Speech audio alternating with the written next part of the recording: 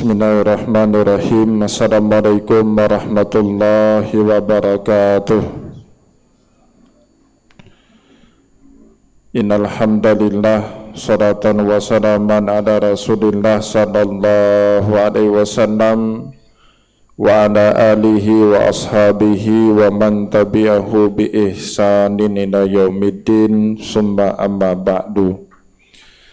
Puji dan syukur senantiasa dan tidak pernah bosan-bosannya kita panjatkan kehadirat Sang Maha Pencipta Allah Subhanahu wa Ta'ala, yang mana dengan limpahan karunia-Nya, rahmat-Nya, hidayah-Nya serta anugerah-Nya kepada kita semua, kita kembali masih diberikan kesempatan, kesehatan dan usia panjang oleh Allah untuk sama-sama dan senantiasa mengabdikan diri kita di jalannya dengan menjalankan segala perintahnya dan menjauhi semua larangannya. Salawat iringi salam juga tidak pernah lupa pula kita hanturkan kepada junjungan alam Nabi besar Muhammad sallallahu alaihi wasallam, di mana dengan perjuangan beliau dan para sahabat beliau kita dapat mengenal betapa rahmatan lil alamin ajaran agama Islam sebagaimana yang menjadi keyakinan dan pengetahuan kita bersama. Bapak Ibu kaum muslimin dan muslimat jamaah salat zuhur yang dimuliakan oleh Allah, mari pada kesempatan siang yang mulia ini sambil kita sedikit memperpanjang waktu dengan niat iktikaf di rumah Allah, mari kita kembali menyimak beberapa sabda Rasulullah SAW, dan semoga saja sabda-sabda beliau ini bisa menjadi pedoman, bukan hanya pedoman dalam syariat atau menjalankan hukum agama, tetapi juga lebih jauh menjadi pedoman etik ataupun moral ataupun akhlak dalam kehidupan sehari-hari. Dalam suatu hadis riwayat Imam At-Tirmidzi, Rasulullah SAW suatu hari pernah memuji seorang sahabatnya. Sahabat tersebut bernama Asja bin Abdul Qais rahimahullahu ta'ala anhu. Kata Rasulullah SAW kepada beliau, innaka mru'un fika khislataini yuhibbuhumullah. Wahai Asja bin Abdul Qais, di dalam dirimu itu ada dua sifat yang kedua-duanya disenangi dan dicintai sama Allah Subhanahu wa Ta'ala. Dan tentu Asja bin Abdul Qais bertanya kepada Rasulullah, apakah kedua sifat itu wahai Rasulullah? Ternyata tanpa disadari oleh Asja bin Abdul Qais, selama ini Rasulullah SAW memerhatikan sahabat tersebut, dipantau, dilihat, diperhatikan oleh Rasulullah. Ini sahabat jarang mudah, tidak mudah terprovokasi oleh orang yang memarahinya. Dan beliau juga dalam mengambil suatu keputusan tidak pernah diambil dalam keadaan tergesa-gesa atau ingin cepat-cepat selesai. Maka kemudian Rasulullah SAW setelah sekian lama memantau sahabat tadi, beliau berkata, al-hilmu wal anatu, dua sifat yang dicintai oleh Allah yang ada pada diri Asja bin Abdul Qais.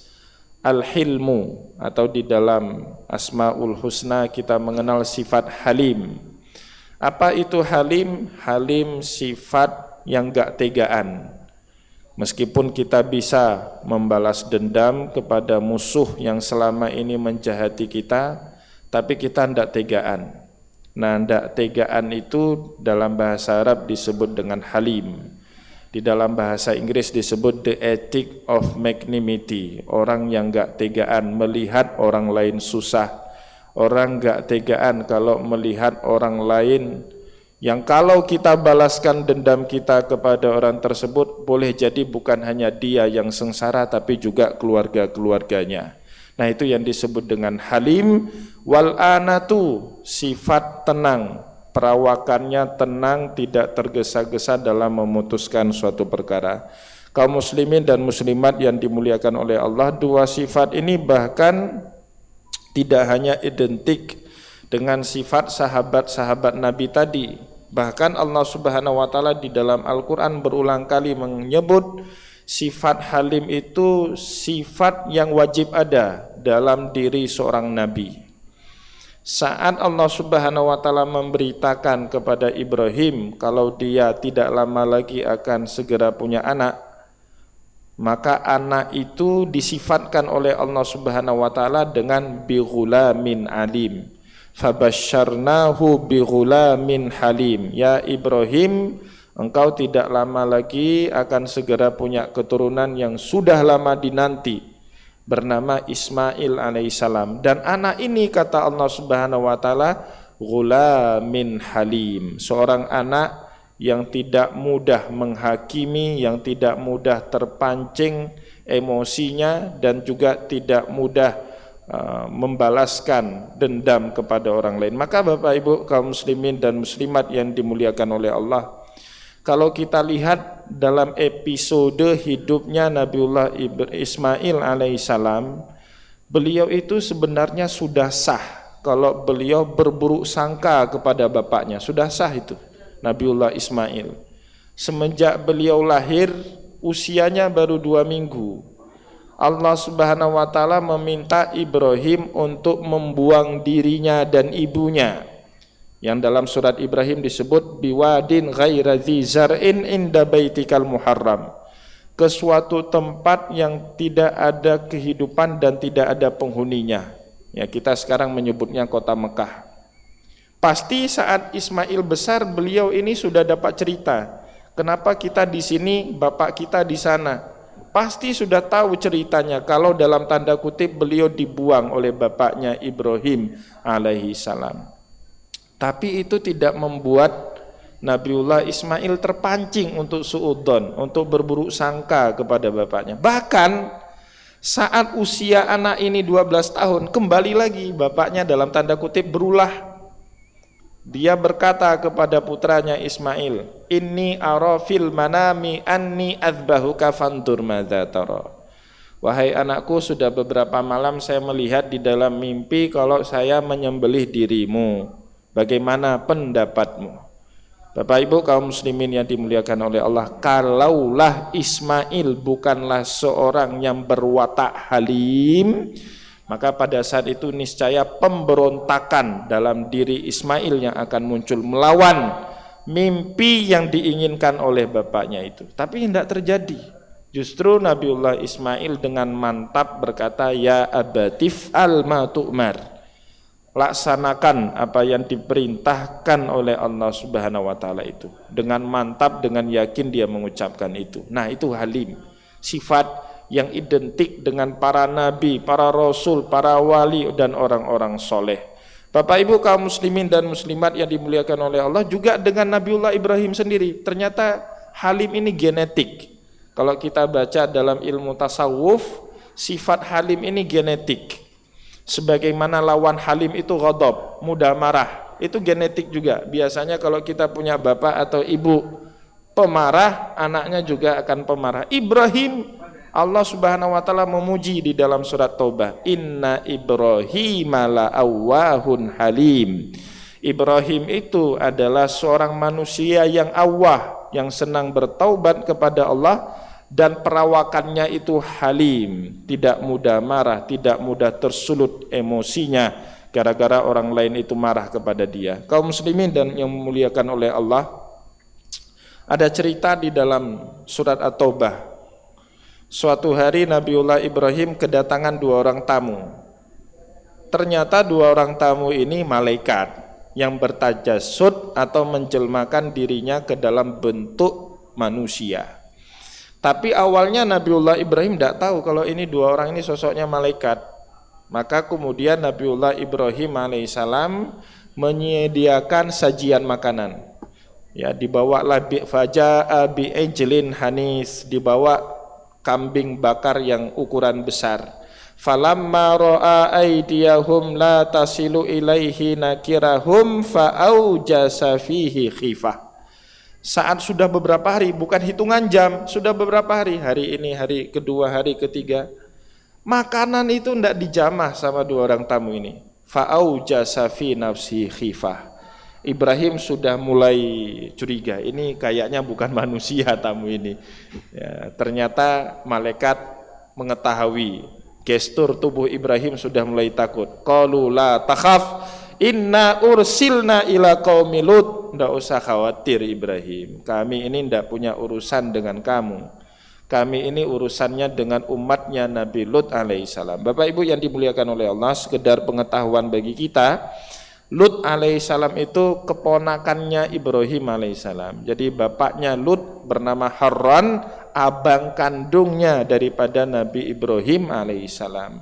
Apa urusannya dua malaikat ini dengan kaum Nabi Lut alaihissalam? Ternyata sudah ada SK dari Allah kepada dua malaikat ini untuk membinasakan, karena tidak bisa dibina ya sudah dibinasakan, ya, untuk membinasakan umat Nabi Lut alaihissalam. Ya, sudah siap-siap mengazab, tapi persiapan mentalnya, latihannya, prepare-nya, pemanasannya di rumah Nabiullah Ibrahim alaihissalam beberapa hari itu. Inna ursilna ila qaumi Lut. Ibrahim, kami tidak ada urusan dengan kamu, maka kamu tidak usah takut. Kami ini urusannya dengan umat Nabi Lut, keponakanmu itu. Ibrahim, Bapak Ibu kaum muslimin yang dimuliakan oleh Allah, mendapati kabar itu, beliau dalam tanda kutip agak sedikit protes sama Allah. Ya Allah, tolong batalkan SK itu, jangan diazab, sayang umat Nabi Lut itu, kasihan mereka, biar saya bantu dakwah keponakan saya itu, biar saya sampaikan ajaranmu kepada kota Sodom itu. Allah kemudian merespon sifat halimnya Ibrahim yang pada hari itu kayaknya kurang pada tempatnya. Ya, maka kemudian Allah Subhanahu wa taala mengatakan, ya Ibrahimu a'rid an hadza. Ibrahim, udah ini bukan urusanmu. A'rid an hadza innahu qad jaa amru rabbik. Sungguh telah datang keputusan Allah terhadap nasib umat Nabi Lut alaihissalam. Wa innahum atihim adzabun ghairu mardud. Mereka pasti akan didatangkan azab yang enggak bisa disangkal lagi. Nah, di penghujung ayat itu kemudian Allah Subhanahu wa taala memuji sikap Ibrahim tadi, inna Ibrahim la'awwahun halim. Ibrahim seperti itu karena dia orang yang senang bertaubat dan orangnya halim, orangnya tidak mudah terpancing untuk mengenaya orang lain meskipun beliau bisa. Kaum muslimin dan muslimat yang dimuliakan oleh Allah, maka sangat bertentangan dengan ajaran Islam kalau sekarang muncul budaya sebaliknya. Di tengah masyarakat kita sekarang muncul budaya sebaliknya. Rasulullah dalam hadis yang lain mengatakan, al-anatu minallah wal ujlatu minasyaitan. Anah tenang, bawakannya tidak mudah terpancing, tidak mudah terprovokasi, itu asalnya inspirasinya dari Allah. Wal ujlatu, tergesa-gesa, ingin merespon semuanya dengan cepat, ya, atau dalam bahasa keren instanisme, ya, semuanya instan, makanan instan, ngambil putusan instan, meriksa pasien instan, pengen cepat-cepat semua, ngafanin mayat juga instan. Itu bukan ajaran dari Allah, itu ajarannya setan. Tapi yang terjadi di ruang masyarakat kita, Bapak Ibu, seperti itu. Di ruang pendidikan, di kampus, mahasiswa kepingin cepat-cepat selesai. IPK-nya tinggi, tapi kemampuan tidak ada apa-apa. Inflasi nilai yang terjadi sekarang. Maka jangan dokter-dokter, tenaga medis di sini jangan marah. Kalau masyarakat Aceh sekarang bilang, mantri jamun, mantri tahu Pak ya? Bukan menteri, mantri zaman lebih careng daripada dokter Jino. Ya, jangan marah juga. Karena ya tadi budayanya instanisme, pingin cepat-cepat semuanya, tapi kemampuan belum cukup. Ya, makanan juga seperti itu. Kita pinginnya cepat-cepat, padahal makanan yang cepat saji itu, ya dokter-dokter ini yang lebih tahu. Pasti nggak sehat. Ya. Bahkan Bapak Ibu yang dimuliakan oleh Allah, saya kemarin barusan pengajian di Masjid Lambu hari Kamis kemarin tentang salah satu keutamaan Nabi Muhammad itu dari segi nama. Jadi di dalam kitab Dalailun Nubuwah karangan Imam Abu Nu'aim Al-Isfahani itu dalam memberi nama kepada anak itu banyak kaedah-kaedah. Dan itu barokah nama itu harus diputuskan oleh orang tua daripada anak itu sendiri. Jadi bukan tengku itu hanya tempat musyawarah. Kalau enggak ada bapaknya ya kakeknya, itu ada kaedah-kaedahnya. Tiba-tiba barusan pengajian datang WA, Ustaz tolong kasih nama anak saya. Kasih nama lewat WA. Itu kan instanisme, barokahnya ndak ada Bapak Ibu. Yang kita cari itu keberkahan dari proses pemberian nama. Maka kemudian dalam beri nama itu ada sunnah akikah. Ya, sebelum akikah nggak boleh diumumkan namanya dulu kepada orang ya. Kalau ada niat akikah. Nah sekarang kita baru lahir anak hari ini, bahkan belum lahir, belum disesar sama dokter. Namanya siapa? Namanya Fulan bin Fulan. Kananan golong lahir. Instanisme, al-ujlah itu kerjaannya setan, bukan inspirasinya dari Allah Subhanahu wa taala. Maka Bapak Ibu kaum muslimin dan muslimat yang dimuliakan oleh Allah, dalam ibadah kita juga semuanya tidak dilakukan dengan tergesa-gesa. Dalam sholat ada yang namanya mutmainnah, ya, ada namanya mutmainnah, itmi'nan, ya, tumakninah. Jadi kalau kita tergesa-gesa dalam sholat, Rasulullah SAW menyebut sarikun fis sholat, pencuri di dalam sholat. Kita ruku bangun itidal sujud, nggak ada tumakninah, itu pencuri kata Rasulullah. Dalam haji wajib kita wukuf di Arafah. Orang yang enggak wukuf, kalau kita baca Al-Quran itu ada namanya wakaf. Nggak boleh tergesa-gesa baca Al-Quran, sambung Al-Fatihah dalam satu tarikan nafas, nggak boleh. Ada wakafnya, ada tempat berhentinya. Dalam ibadah haji, bahkan wakaf itu dimaknakan dengan wukuf menjadi rukun haji. Kita nggak diam sejenak di padang Arafah, nggak sah haji kita. Maka begitu juga dengan mabit, bermalam sejenak, nggak boleh lanjut. Dari Arafah harus bermalam dulu ke Musdalifah sebelum kita bertolak ke Mina. Kemudian kita mabit lagi di Mina sebelum kembali ke tanah haram, kota Mekah Al-Mukarramah. Maka Bapak Ibu kaum muslimin dan muslimat yang dimuliakan oleh Allah, pasti kata Rasulullah, semua perbuatan yang dilakukan dengan tergesa-gesa apapun itu tidak ada barokahnya. Yang ada nadamahnya, penyesalannya lebih dominan daripada barokahnya. Semoga dengan apa yang telah diajarkan oleh Rasulullah SAW kepada kita dalam kehidupan ini, kita menjadi pribadi yang lebih baik, ya. Nggak langsung baca berita, langsung emosian, langsung balas WA orang dengan cara tergopoh-gopoh dengan emosi, justru tidak menyelesaikan masalah, akan menambah masalah yang baru. Semoga ada manfaatnya. Saya mohon maaf jika ada yang tidak berkenan. Wallahu muwaffiq ila aqwamit thariq wa nasrun minallah fatun qarib. Wassalamualaikum warahmatullahi wabarakatuh.